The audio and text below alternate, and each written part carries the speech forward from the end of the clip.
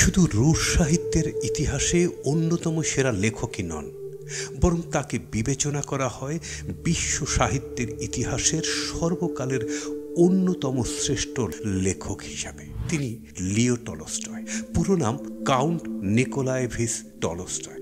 প্রত্যেকেই পৃথিবীকে বদলে ফেলার চিন্তা করে, কিন্তু কেউ নিজেকে পরিবর্তনের কথা ভাবে না। উক্তিটি কাউন্ট লিও টলস্টয়ের। তিনি নিজেকে পরিবর্তনের কথা বলতেন এবং সত্যি নিজেকে পরিবর্তন করতে পেরেছিলেন, এবং সেই সাথে অসংখ্য মানুষকেও পরিবর্তন করেছিলেন। তিনি মানুষকে জীবনের উদ্দেশ্য বোঝাতে চেয়েছিলেন। তিনি মানুষের মধ্যে জীবনবোধ, মনুষ্যত্ববোধ, নীতিবোধ জাগ্রত করতে চেয়েছিলেন। চলুন আজকের এই ভিডিওতে সর্বকালের শ্রেষ্ঠতম এই সাহিত্যিকের আদ্যোপান্ত জেনে নেওয়া যাক।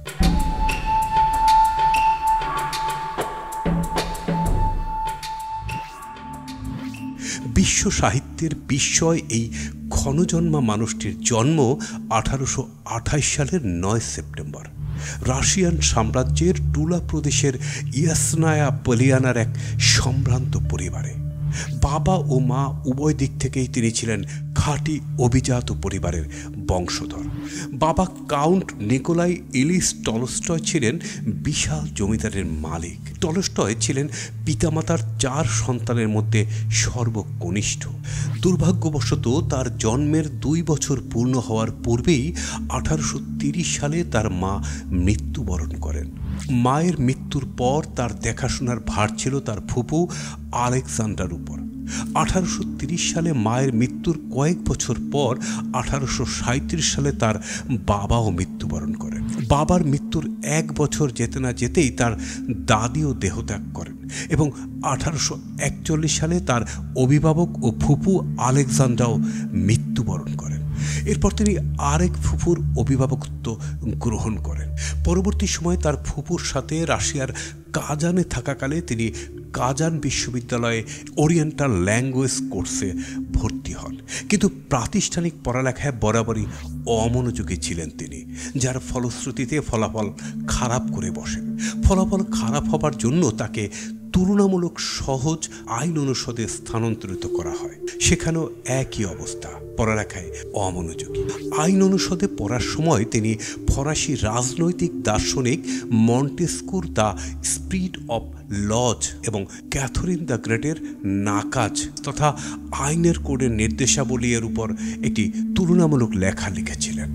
এই সময় তিনি সাহিত্য ও নীতিশাস্ত্রের উপর আগ্রহী হয়ে ওঠেন। তিনি ইংরেজ সাহিত্যিক লরেন্স স্টার্ন এবং চার্লস ডিকেন্সের সাহিত্যের প্রতি আকৃষ্ট হয়ে পড়েন। এই সময় তিনি ফরাসি দার্শনিক জ্যাক রুশোর লেখার প্রতি আগ্রহ অনুভব করেন, কিন্তু প্রাতিষ্ঠানিক পড়ালেখায় তিনি মনোযোগী ছিলেন না। অবশেষে কোনো ডিগ্রি ছাড়াই 1847 সালে কাজান বিশ্ববিদ্যালয় ত্যাগ করেন। বিশ্ববিদ্যালয় ছাড়ার পর তিনি জন্মস্থান ইয়াসনায়া পলিয়ানায় ফিরে আসেন। সেখানে তার বাবার বিশাল জমিদারি তখনও ছিল। সেখানে তিনি গ্রামের কৃষকদের সাথে কৃষিকাজ করার মনস্থির করেন, কিন্তু সেখানেও ভালো করতে পারেননি। এমত অবস্থায় তার সেনা কর্মকর্তা বড় ভাই নিকোলাই কোনো এক ছুটিতে বাড়িতে আসেন আর তাকে দেখে সেনাবাহিনীতে ভর্তি করে দেওয়ার কথা ভাবেন। টলস্টয়কে বলার পর তিনিও রাজি হয়ে যান এবং ভাইয়ের সাথে ককেশাসের উদ্দেশ্যে যাত্রা করেন। ককেশাসে তিনি কয়েক বছর সৈনিক হিসাবে কাটান। তার ককেশাসে কাটানোর সময়ের অভিজ্ঞতার আলোকে পরবর্তী সময়ে তিনি লিখে ফেলেন তার জীবনের ককেশাসের বন্দি ও কষা। একদিকে চলছে সৈনিক জীবন, সেই সঙ্গে সাহিত্যকর্ম চালিয়ে যেতে থাকলেন টলস্টয়।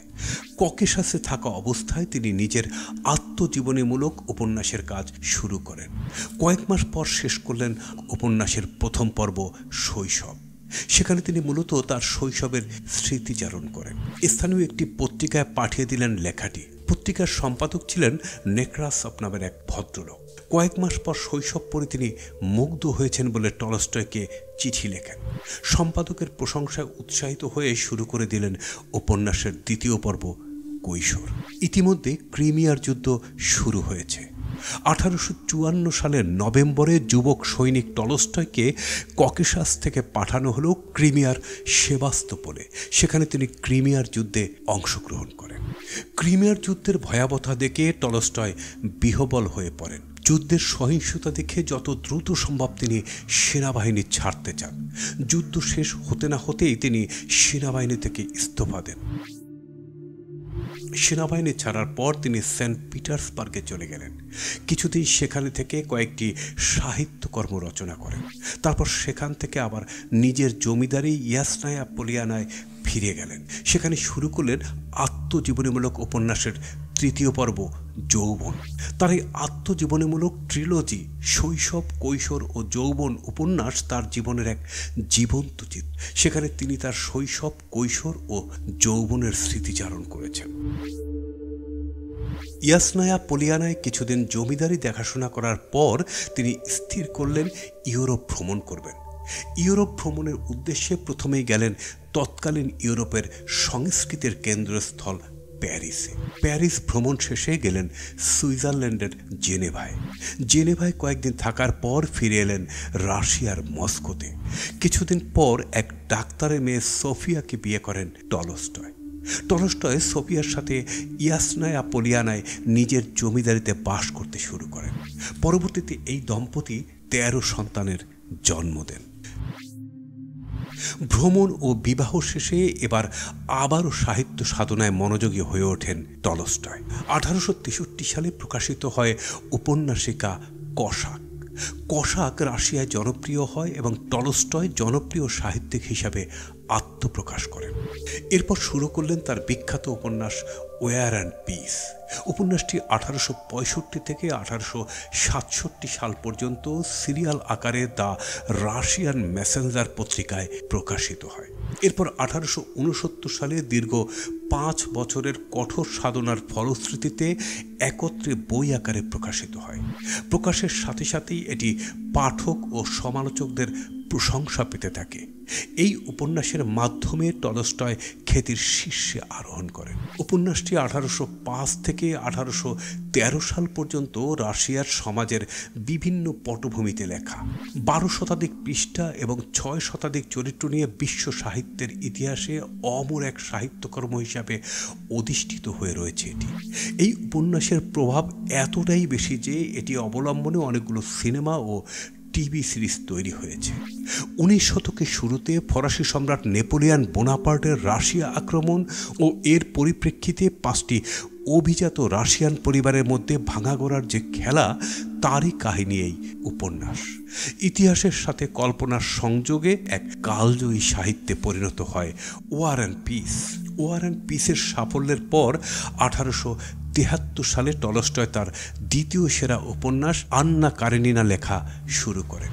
এটি 1870 থেকে 1877 সাল পর্যন্ত দ্য রাশিয়ান মেসেঞ্জার পত্রিকায় সিরিজ আকারে প্রকাশিত হয়। এরপর 1878 সালে প্রথম বই আকারে প্রকাশিত হয়। ধারণা করা হয় আন্না কারেনিনায় টলস্টয় নিজের জীবন থেকে নেয়া কিছু গল্পকে কাল্পনিক রূপ দেন। বইয়ের প্রথম বাক্যটি এর সেরা বাক্যগুলোর মধ্যে একটি। সমস্ত সুখী পরিবার একে অপরের সাথে সাদৃশ্যপূর্ণ। প্রতিটি অসুখী পরিবার তার নিজের উপায়ে অসন্তুষ্ট। আন্না কারেনিনার প্রকাশের পর এর সফলতা সত্ত্বেও টলস্টয় কয়েকটি কারণে হতাশায় ভুগছিলেন। এই সময় তিনি আধ্যাত্মিক সংকটের মুখোমুখি হন। জীবনের প্রকৃত অর্থ ও উদ্দেশ্য উন্মোচনের জন্য তিনি উদ্গ্রীব হয়ে ওঠেন। জীবনের উদ্দেশ্য ও অর্থ সম্পর্কে ধর্ম কী বলে তা জানার জন্য তিনি প্রথমে রাশিয়ান অর্থোডক্স চার্চে যান, কিন্তু সেখানে তিনি যে উত্তর চেয়েছিলেন তা খুঁজে পাননি। এরপর তিনি নিয়মিত চার্চে যেতেন, নিয়মিত ধর্মগ্রন্থ পাঠ করতেন। একসময় তার মনে হতে থাকে খ্রিস্টান গির্জাগুলো দুর্নীতিগ্রস্ত হয়ে পড়েছে এবং এর মূল ধর্ম থেকে সরে এসেছে।